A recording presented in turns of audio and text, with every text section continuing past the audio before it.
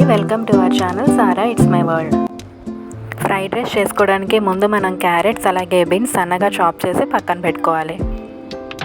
రైస్ని half an hour ముందు నానబెట్టుకోవాలి.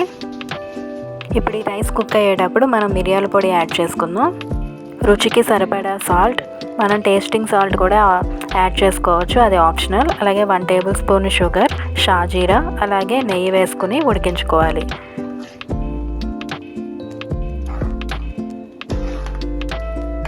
ఇప్పుడు ఒక ప్యాన్ తీసుకొని దాంట్లో కొంచెం ఆయిల్ యాడ్ చేసి చాప్ చేసుకున్న క్యారెట్స్ అలాగే బీన్స్ యాడ్ చేసుకోవాలి. ఇప్పుడు దీంట్లోకి సరిపడా సాల్ట్ అలాగే మిరియాల పొడి యాడ్ చేసుకుని బాగా మిక్స్ చేసుకోవాలి.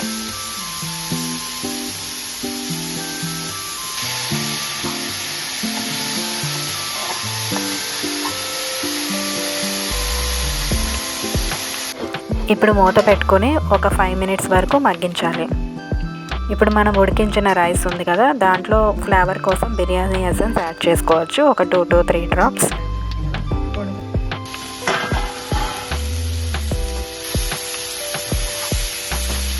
బీన్స్ క్యారెట్స్ మగ్గిపోయాయి, మరీ మెత్తగా అవ్వకూడదు, వీడియోలో చూపించినట్టు మగ్గించుకోవాలి.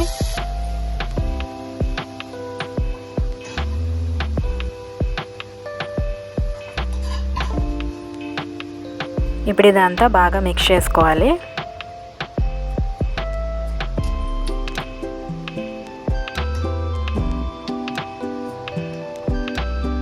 టేస్ట్ కోసం కొంచెం గీ అనేది యాడ్ చేసుకోవాలి.